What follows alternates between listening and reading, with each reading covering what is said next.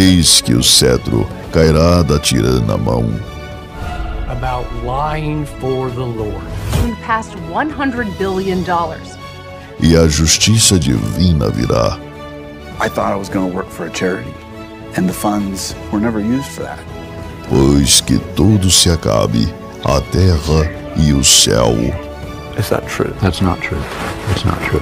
There is more than one version of the first vision. Sempre resta a verdade que é luz para mim.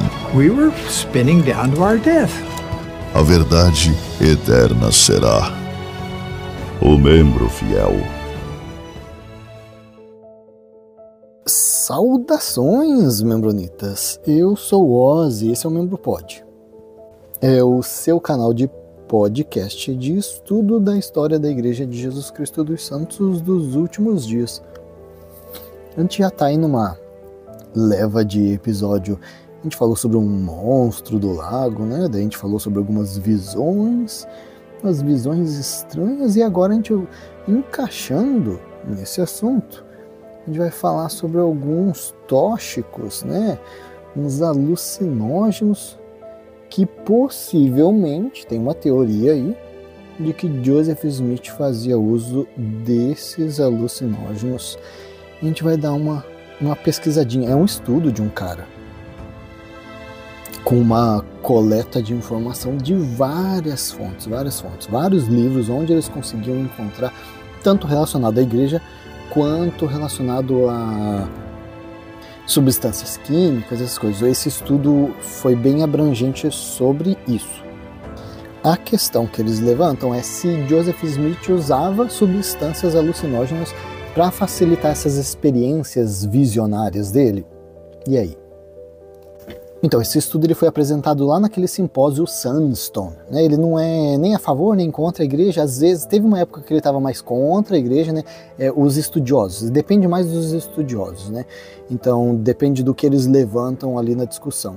E daí parece que de um tempo para cá a igreja começou a, não vou falar assim, impor, mas eu diria que evitar que assuntos muito polêmicos, difíceis de explicar, sejam levantados nesse simpósio, né? O que vai contra a ideia, né? Vai contra a ideia dessa discussão aí de estudos. Mas enfim, na Sunstone, de agosto de 2007, teve um carinha chamado Robert T. Beckstead, e ele fez esse resumo sobre essa ideia, essa teoria dos alucinógenos terem facilitado as visões aí de Joseph Smith e dos primeiros mormons lá da época de Joseph. Ele coletou então uma informação ali num livro Hearts Made Glad, de Lamar Patterson. O livro é de 1975, até que é um tempo considerável atrás.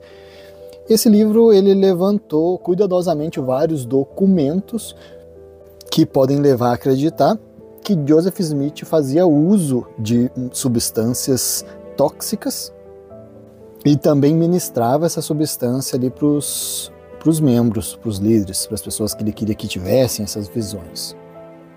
Nesses materiais que ele coletou, ele conseguiu bastante evidência de que o álcool era utilizado, e a gente já viu também, né? A gente já viu alguns registros do William McLellin, né, que ele foi um membro do Coro dos 12 Apóstolos, e ele comentou, né, ele falou, quando a gente ia para o templo, o pessoal, para poder, né, facilitar o espírito, tinha que beber, ficar bem feliz, daí a gente conseguia, né, ter, né, com bastante vinho, ter as nossas experiências espirituais. Isso aí foi bem registrado.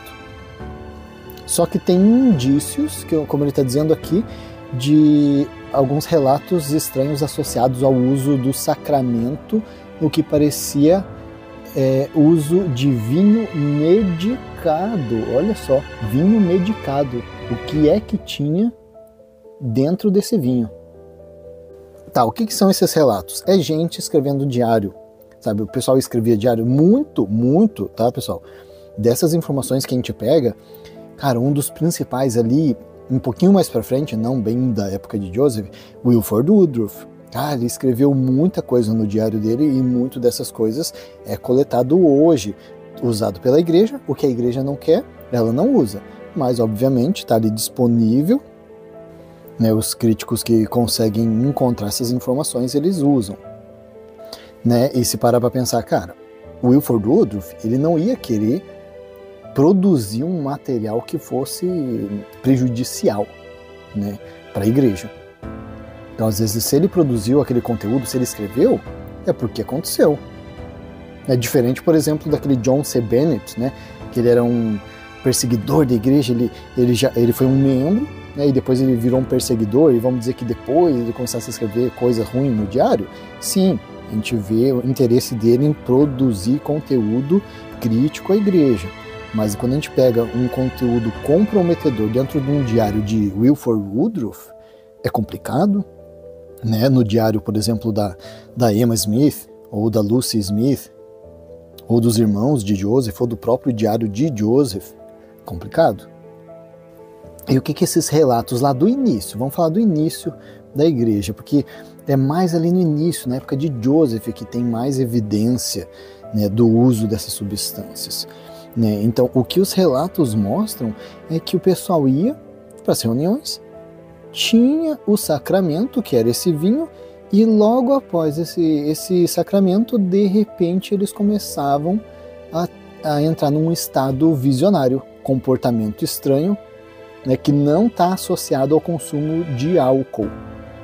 Tá, daí o que a gente tem que considerar? Se essas experiências visionárias elas eram reais, o que a gente vai dizer? Que aqueles membros da igreja eles eram preferidinhos de Deus? Porque hoje em dia o pessoal toma o sacramento e não tem esse comportamento, não tem essas visões, né? Então por que o pessoal naquela época tinha? Se for pensar de um modo crítico, a gente pode chegar a uma conclusão de que o vinho estava ocasionando aquele comportamento, né? Porque seria muita coincidência ter essas visões logo após tomar o sacramento. Então o Robert, né, nesse simpósio, ele levantou a tese dele. Ele falou assim, minha tese é de que desde muito jovem Joseph Smith teve experiências com plantas psicodélicas e que muitas das revelações de Joseph e muito de seu comportamento podem ser atribuídos ao uso de psicodélicos. Após a morte de Joseph Smith, o pragmático Brigham Young não tinha interesse nesse material psicodélico ou não tinha conhecimento do seu uso e, portanto, não se tornou parte do mormonismo na época de Utah. No entanto, né, há registros de que James Strang e Frederick M. Smith, que era o neto de Joseph, eles perpetuaram o uso desses psicodélicos nas suas ramificações, né, do movimento na igreja deles. Deixa eu dar uma pesquisadinha aqui. Estou interessado em saber quem é esse Robert T. Beckstead, que foi quem criou essa teoria e coletou as informações, se ele é membro da igreja. Eu estou vendo aqui, ele está relacionado a alguma coisa de Salt Lake, Utah. Está dizendo que ele é do departamento de medicina da Universidade de Idaho. Não estou conseguindo encontrar, não sei. Eu diria que talvez ele não é membro, talvez foi membro. Vamos continuar aqui com o estudo dele. Ele cita aqui sobre a primeira visão de 1820, né? A gente já fez um estudo sobre isso, né? Já viu que essa visão dele teve várias versões, né? E ela foi tomando forma com o tempo. O que parece é que Joseph contou a mesma história várias vezes, que não era realmente do jeito que foi citado, mas que a história que a gente tem hoje ela foi construída com o tempo, sendo enfeitada. Né? Agora, a questão é, teve alguma experiência? Joseph ele realmente teve alguma experiência? Né? Porque, pelo que a gente sabe da história dele, né, sendo ruim ou não, polígamo ou não, mentiroso ou não, parece que ele era um rapaz interessado nessa questão religiosa, interessado em resolver alguns conflitos internos dele sobre religião. Se ele realmente estava fazendo algumas orações ali para tentar descobrir a verdade e teve alguma experiência, a gente não pode eliminar essa possibilidade. Né? Eu não diria que ele criou 100% do nada, que ele não teve nenhuma experiência espiritual, né? E depois criou do zero essa primeira visão. pode ser, o que eu acho até mais provável, particularmente, né? Eu acho que ele teve alguma coisinha que ele aumentou a história, sabe? E pode ser alguma coisa como coincidência, alguma coisa criada pela mente dele ou induzida pelo uso, né, de algum material psicodélico. É como, por exemplo, às vezes mexeu a folha da árvore né, com o vento e ele sentiu que aquilo era uma resposta, né?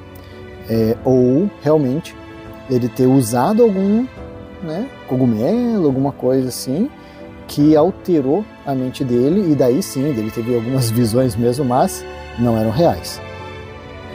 Por exemplo, a gente não viu ali que quem que foi que contou? John Taylor. Deixa eu ver, não era o John Taylor. Era o Zebedee Coltrane. Contou que ele fazia parte lá da primeira escola dos profetas, que eles chegavam para fazer a reunião, tomavam o sacramento e depois faziam a oração. E o que aconteceu? Eles viram Jesus Cristo, o cara viu um fogo, né? Todo mundo viu. Cara, eu não sei como é que funciona isso, mas às vezes, se Joseph estava ali guiando eles, né? Se eles tinham tomado algum vinho, né? Algum sacramento que tinha alguma substância especial dentro, e Joseph estivesse guiando eles, provavelmente falar alguma coisa, os caras imaginavam e achavam que aquilo era uma visão real, né? Principalmente se eles não soubessem que eles tinham sido drogados, né? Vamos falar literalmente, né? Eu diria que eu tranquilamente poderia ser enganado. Por exemplo, eu não sei qual é o sentimento ou as reações de uma substância dessa. Aí eu tô lá no templo, me dão um sacramento, eu acho que é só um sacramento normal, e de repente eu tô lá, induzido, né, entre aspas, pelo Espírito, de repente eu começo a ver alguma coisa, alguém começa a falar alguma coisa, ó, Joseph está falando ali na oração, tá vendo? Sentiram alguma coisa? É Jesus Cristo, está sentado ali. Cara, né, se eu não sei que administraram essa substância, né, no meu sacramento, eu vou acreditar que aquela sensação, aquela experiência que eu tive foi um evento espiritual real. Quem concorda com essa ideia também é um outro estudioso da igreja, só que eu acho que ele é membro ativo. É o Richard Bushman. Ele é como se fosse, eu acho que ele é um membro ativo, porque eu já vi algumas outras entrevistas e parece que ele defende, mas ao mesmo tempo ele levanta questionamentos, né? E o que ele comenta é que na época ali de Joseph, os membros eles tinham essa sede por experiências espirituais, então qualquer sonho virava uma experiência espiritual, qualquer coisinha virava uma visão, né? Falar em línguas, lembra? A gente já viu registros ali de quem que era? Brigham Young falando que isso aqui estou falando em língua, falando na língua de Adão. Quando Brigham Young quis instituir aquela novo alfabeto Deseret, né? Ele estava dizendo que era em preparação para a língua adâmica, que era mais próximo da língua adâmica, em preparação para a segunda vinda, né? Então eles tinham essa sede, sim, né? De visões, sonhos, falar em línguas, milagres, né? Arrebatamento, né? Então o que aconteceu hoje em dia que isso não acontece? Eu não vejo o profeta falando em língua lá no microfone, né? Eles falando de visões tão espetaculares como aconteciam antigamente. Qualquer membro, qualquer criancinha, qualquer membro, qualquer pessoa da igreja estava tendo uma visão assim, vendo Jesus Cristo, vendo Deus, né? E hoje não está acontecendo, parece. Ou aconteceu alguma coisa aí, né? Que Deus parou de fazer esses milagres, ou não acontecia isso na época, ou era alguma coisa, mentira, né? Alguma confusão mental que acontecia. E a gente não precisa nem vir para tão perto, né? Não precisa vir para os anos 2000. Na época de Joseph, se a gente for pegar fazer um gráfico dos registros de visões, milagres, todas essas situações da época de Joseph e da época de Brigham Young em diante, a gente vê que o número de eventos diminuiu bastante e a natureza desses eventos também mudou. Né? Ainda tinha gente falando que tinha milagre, que falava em língua ou alguma coisa na época de Brigham, mas bem menos pessoas, e as situações eram diferentes. Ó, aqui nos registros do Robert, ele falou, ó, depois de Joseph Smith, a única visão registrada nas escrituras da igreja está lá em Doutrina e Convênios 138, Joseph F. Smith, em 3 de outubro de 1918. E desde 1918, ó, ele falou, não houve nenhuma experiência visionária registrada por nenhum outro presidente subsequente da igreja. Um ponto que ele levantou aqui no estudo é que muitos membros da igreja acreditam que os profetas, os apóstolos, eles têm essas visões, essas experiências, as autoridades gerais, só que eles mantêm em segredo. Agora, porque na época de Joseph, né, podia espalhar para os 4 cantos, né, tudo o que aconteceu, e porque hoje os presidentes manteriam em segredo, daí é um grande mistério.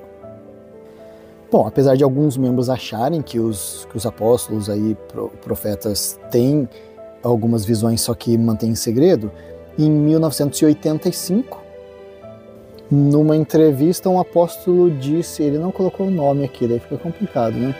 Um apóstolo da igreja admitiu que nunca tinha tido tal experiência e que não tinha conhecimento de ninguém vivo que a tivesse.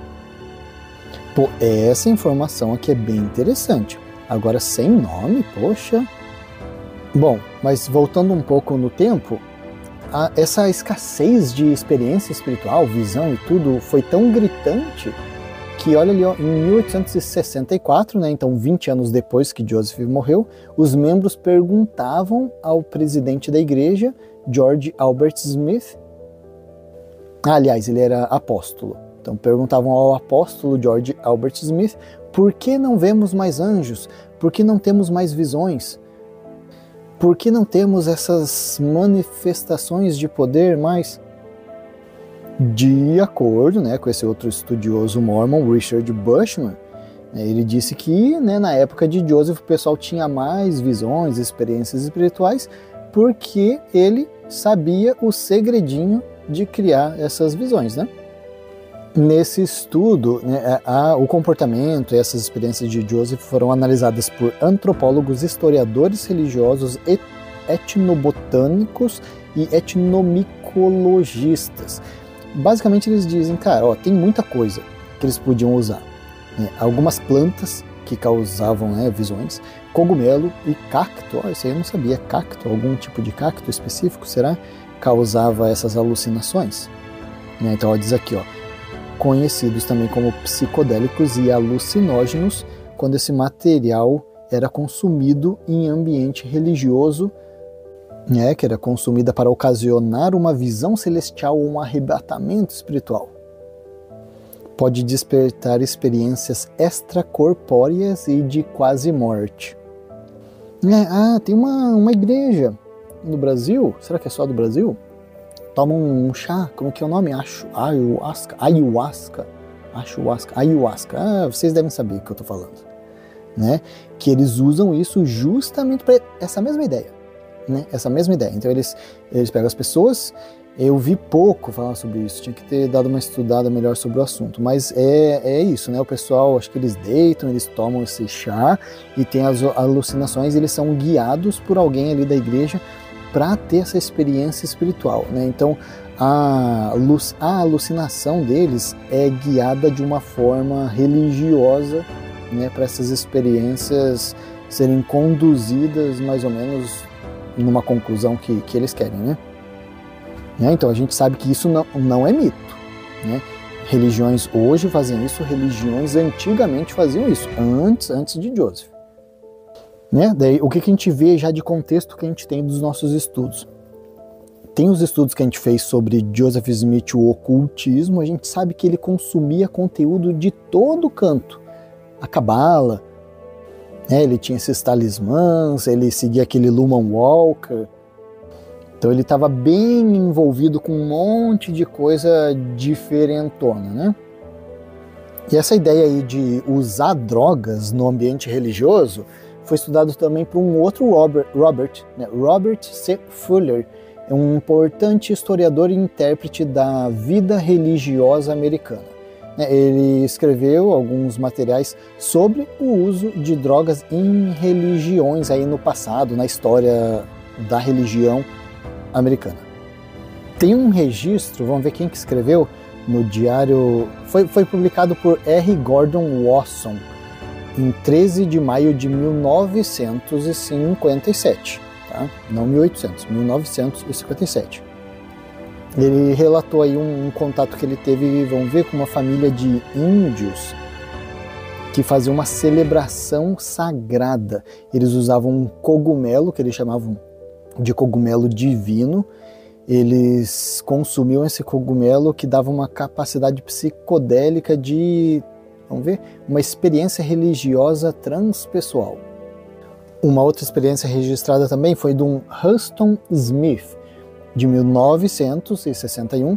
Ele falou que ele comeu um cacto e ele teve algumas alucinações, né? Ele falou que viu umas luzes e depois era forte como o sol, de repente ele viu algumas sombras, de repente ele estava sentindo que ele estava dentro de uma caverna escura, de repente ele viu alguns mundos dentro de outros mundos, então o cara viajou legal. Ah, esse Houston está explicando aqui. Ele falou que foi ministrado para ele, eu não sei que situação que ele estava, não entra em muito detalhe, mas é como se fosse um rito religioso em que ele ia consumir aquele cacto, né? Só que assim, ele era um estudante já, ele estudava essas substâncias, então ele foi lá para essa experiência. O que ele falou? Através de 30 anos, né? Ele já tinha 30 anos ali de estudo, pesquisa, então ele já sabia, né, como é que aquele negócio funcionava. Daí ele foi lá, foi administrado para ele. Então ele falou assim, cara, ó, eu não me deixei levar pela experiência que eu tive, né? Tipo, ele falou, não acreditei naquela experiência como uma coisa espiritual, tal. Por quê? Ele falou, por causa já de 30 anos de trabalho que eu tenho aí de estudo dessas substâncias. Mas ele falou que foi bem real. Eu imagino que para uma pessoa que não tem conhecimento dessas substâncias, ali na época de Joseph, e isso ser ministrado para eles, e até mesmo às vezes sem eles saberem, nossa, aquela experiência, com certeza, eles vão ter certeza de que aquilo aconteceu. Né? Daí quando a gente vê essa fidelidade que o pessoal tinha, Joseph, né? Deixava a família, fazia tudo, né? Dedicação total. Para Joseph, a gente não entende como que o pessoal conseguia se dedicar tanto a ele. A gente vê aqui, ó, manipulados através de alguma experiência psicodélica, né, vestida de manifestação espiritual. Tem um outro professor de psicologia da Universidade Hebraica de Jerusalém, Benny Shannon. Ele escreveu um livro chamado Venenos Sagrados e Intoxicação Divina. Ele fala sobre um estudo dele de que, sim, comprova que muitas religiões, tanto na Europa quanto na América, né, daquela época, faziam uso, sim, né, de substâncias psicodélicas dentro das religiões. Justo para surtir esse efeito, né? Tá, daí no estudo deles, eles levantam aqui qual era a possibilidade de Joseph Smith ter tido contato com essas substâncias.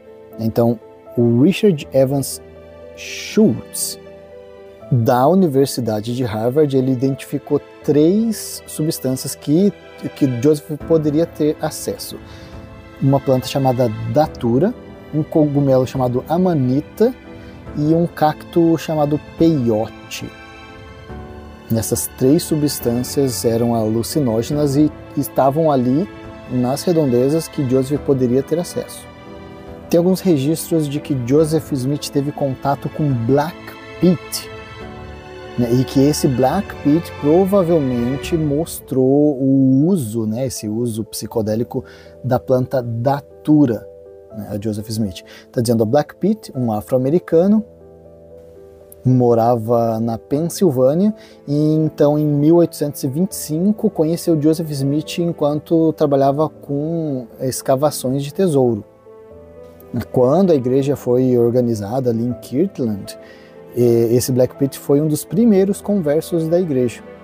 Inclusive, eles tiveram algumas experiências, manifestações espirituais ali, nesse início da igreja, em Kirtland, em 1831, em que o Black Pete estava presente, né? A gente sabe que esse Black Pete, ele fazia o uso dessa planta datura, né, que causa essas alucinações.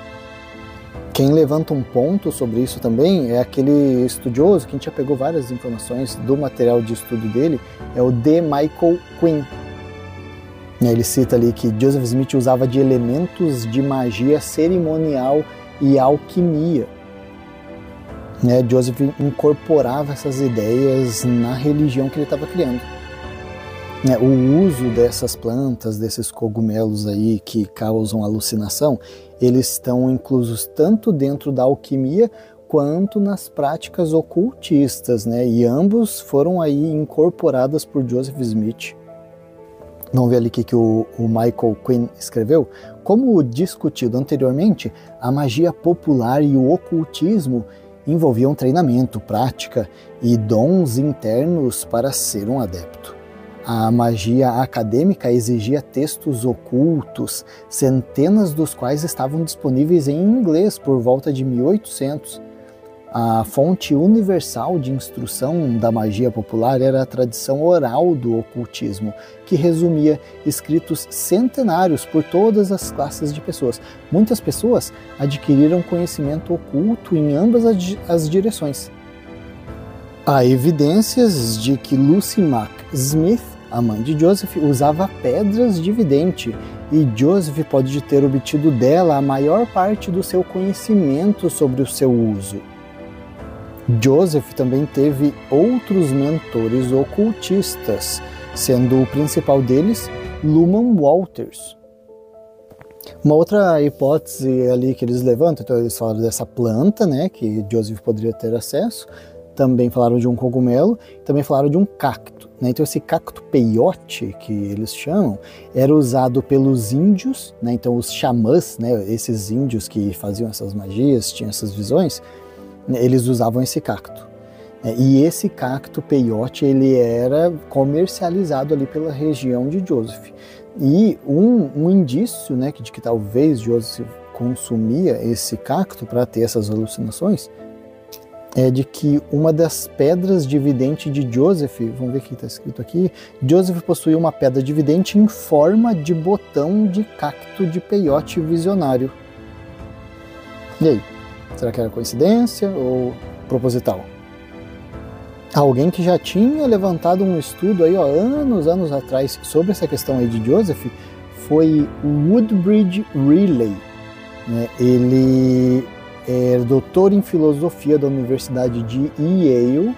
Em 1902, sobre Joseph Smith, ele falou assim: o que aconteceu entre a primeira e segunda visão de Joseph Smith foi descrito como uma fraqueza da juventude, erros tolos, diversas tentações e gratificações de apetites ofensivos aos olhos de Deus. Bom, olha só, achei um registro interessante aqui, eu nem sabia da existência desse registro. Então teve um carinha chamado Reed Peck, e ele foi um oficial do bando danita, inclusive por causa do testemunho dele, então ele deve ter dado alguma declaração, que ajudou a colocar Joseph Smith na prisão de Liberty em 1838. Agora a questão é, esse cara queria prender Joseph e testemunhou contra, ou ele falou besteira que acabou sendo usado contra Joseph? Não sei. Mas olha só, então nos registros desse Reed Peck, ele falou que um tal de L.B. Cake falou, vamos ver o que o L.B. Cake falou, escreveu, em 21 de setembro de 1823, cara, se eu não me engano, essa data é quando Joseph teve a visão do anjo moroni.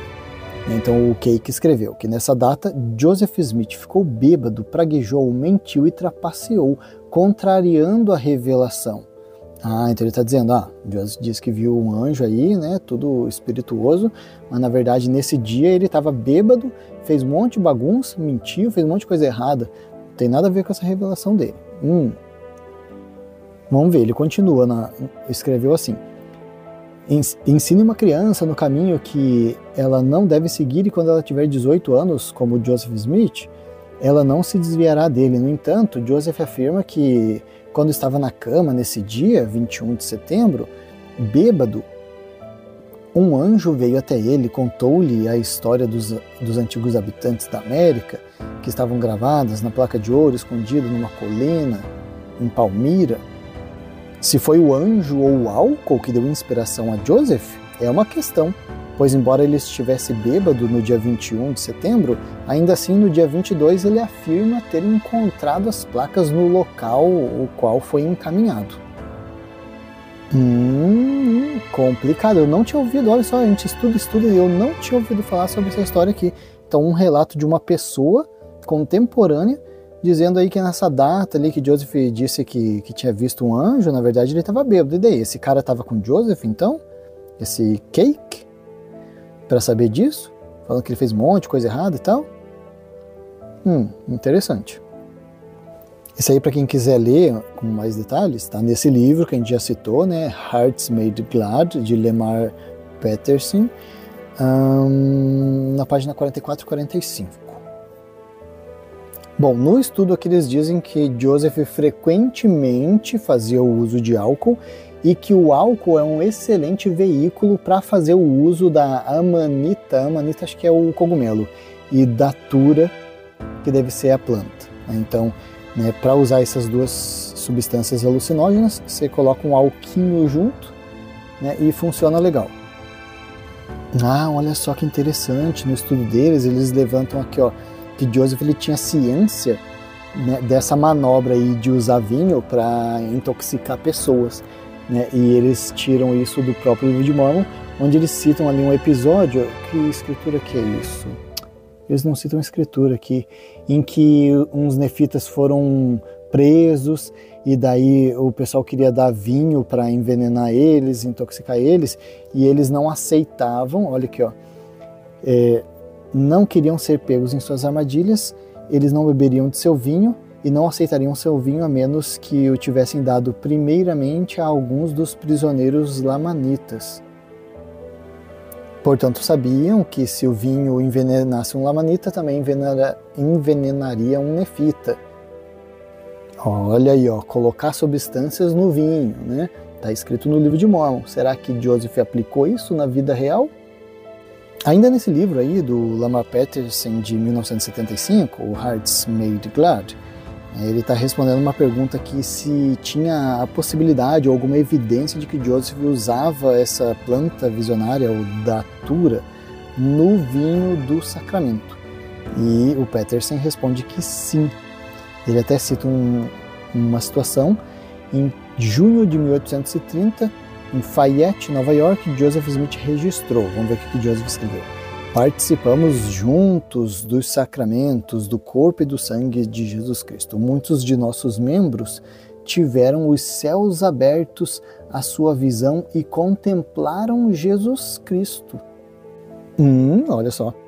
Teve uma outra reunião, vamos ver, 18 de março de 1833, em Kirtland, Ohio, sob a direção de Joseph Smith.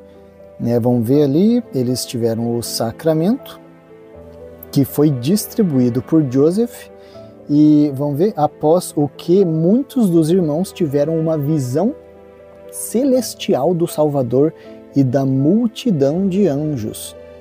Não é suficiente? 27 de março de 1833, então vamos ver, aquele era 18, agora 27, então uma semana aí depois, Ebenezer Robinson relatou que após a administração do sacramento, Frederick G. Williams prestou um registro de que um santo anjo de Deus veio e sentou-se entre ele e Joseph Smith.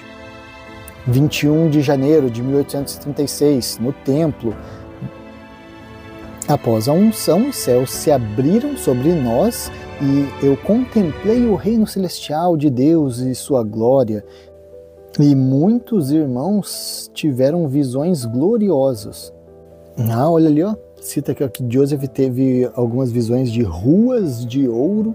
Também viu Alvin. Alvin era o irmão dele que falecido. Num outro registro, agora de Edward Partridge, ele era bispo da igreja em Kirtland. Ele escreveu ali, ó, vários dos irmãos tiveram visões e outros foram abençoados com o Espírito Santo.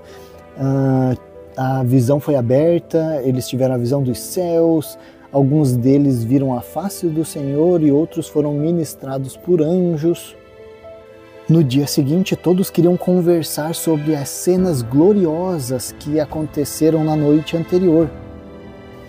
Olha só, citaram aqui, ó, alguns tinham visto uma nuvem de escuridão, outros falaram que sentiram como se seus ossos tivessem fogo, né, em chamas. Alguns disseram que viram anjos. Tem vários relatos, 27 de março, 29 de março, 30 de março, olha, tudo pertinho aí. Ó, ficaram falando em línguas até 5 da manhã. Atrás de um véu, vamos ver aqui, ó, atrás de um véu, Joseph e Oliver viram o Salvador em pé, no parapeito do púlpito.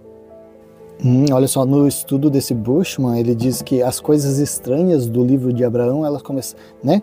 Joseph estava traduzindo o livro de Abraão, daqueles papiros. Essas coisas estranhas começaram a aparecer depois desses 2 meses de alta. Eles tiveram uns 2 meses ali de bastante visão, né? Sacramento e experiências espirituais. Não admira que seja uma coisa tão confusa. Em 30 de março de 1836, durante a semana de dedicação do Templo de Kirtland, a estrela milenar, Millennial Star, a tradução aqui, relatou que quase 500 irmãos se reuniram na expectativa de uma experiência espiritual. O pão e o vinho foram então trazidos e muitos experienciaram a aparição de Jesus Cristo, enquanto outros viram anjos ministradores. Em 3 de abril de 1836, após a ministração do sacramento, Joseph Smith e Oliver Cowdery retiraram-se e foram para o púlpito. Então a congregação passou a ter uma série de visões, incluindo a aparição de Jesus Cristo, Moisés, Elias. 1º de maio agora, de 1836, Ebenezer Robinson registrou que quando estava comendo o pão e o vinho consagrado, testificou que teve muitas visões do céu. Olha só, tem um estudo aqui, ó, que mostra que essa planta datura aí, né, que pode ser que aquele membro, né, o Black Pete, pode ter introduzido a ideia dessa planta aí para Joseph. Está dizendo que quando ela é ministrada, a pessoa tem uma chance de 80% de eficácia na criação de experiências visionárias e 10% de chance de hipnose. Pessoal, eu não estava ciente dessas informações aqui. E assim, os caras fizeram um estudo. E isso aqui é uma hipótese. Eles deixam bem claro que isso é uma hipótese, né? O que eles fazem? Não está dito claramente, diretamente, que Joseph fazia uso dessa substância. Mas o que os caras fazem? Eles pegam algumas evidências, algumas coincidências, e eles colocam junto com essa informação. Para mim, Ozzy, que estou lendo isso agora, faz bastante sentido. Né? Hoje na igreja, no passar dos anos depois de Joseph, o pessoal não tinha essas visões. Estava tomando sacramento, não tem essas visões. Eu passei 30 anos da minha vida na igreja, não tive essas visões depois do sacramento. Por quê? Que o pessoal da época de Joseph era tão especial que Deus resolveu fazer tantas visões para eles. A gente não é especial?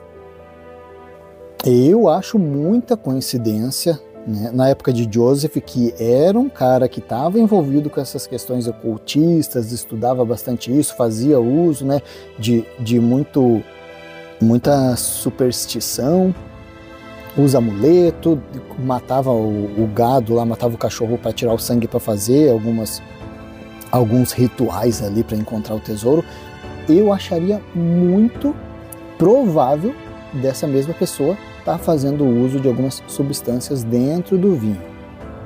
No início de 1831, as reuniões sacramentais da igreja eram realizadas na fazenda do Isaac Morley, em Kirtland, Ohio, e George Albert Smith, que era o primo de Joseph, ele relatou algumas alguns comportamentos do pessoal nessas reuniões. Ele falou que esses comportamentos eram não naturais, extravagantes e selvagens. Ele citou ali que David Whitmer empunhava uma espada.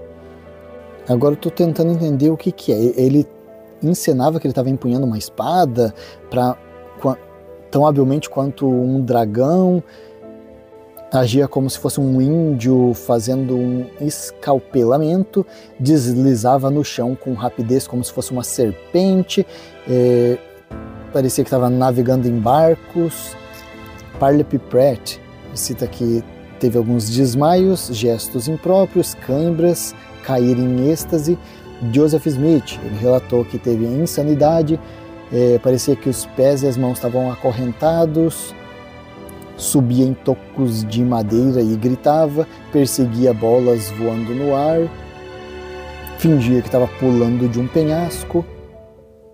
Conforme os relatos acima, George Albert Smith relatou que os membros em Kirtland manifestavam distorções não naturais e ideias extravagantes. Inclusive, se a gente for ver no relato da primeira visão, quando Joseph cita, a gente vê como um evento real, né, como da igreja, como se aquilo realmente aconteceu daquela forma. Se a gente for ver agora, com um olhar, considerando aqui essas hipóteses, a gente pensar que ele estava sob substâncias psicodélicas, imagina que ele citou ali que ele estava no mato, de repente ele sentiu alguma coisa, alguém estava atrás dele querendo pegar ele, de repente ele caiu no chão, de repente ele viu uma luz, né? Faz bastante sentido. E embora, né, se for considerar isso, daí tem duas situações. Ou Joseph realmente ele é um mentiroso e inventou toda essa história, não viu Deus, nem Jesus Cristo, nem coisa nenhuma, ou né, se ele estava sob efeito de substâncias tóxicas e ele realmente acreditava que aquilo né, tinha acontecido, né, é uma possibilidade, porque se ele acreditava, se ele ia lá, derramava sangue para procurar um tesouro, ele fazia esse teatrinho todo porque ele queria enganar a pessoa que estava assistindo, ou ele realmente acreditava em algumas dessas superstições? Porque se ele realmente acreditava, pode ser que ele se intoxicou aí, né? Usou substâncias psicodélicas, teve algumas visões que ele realmente acreditou que eram reais, mas né, na realidade não eram, e quis proporcionar essa mesma experiência para as outras pessoas. Bom, fica aí né, esse estudo né, de todos esses pesquisadores, estudiosos e cientistas. Se vocês quiserem, é fácil de encontrar no Google esse estudo, dá uma analisada, tiram as conclusões de vocês. A gente vai ficando por aqui com esse episódio e até a próxima.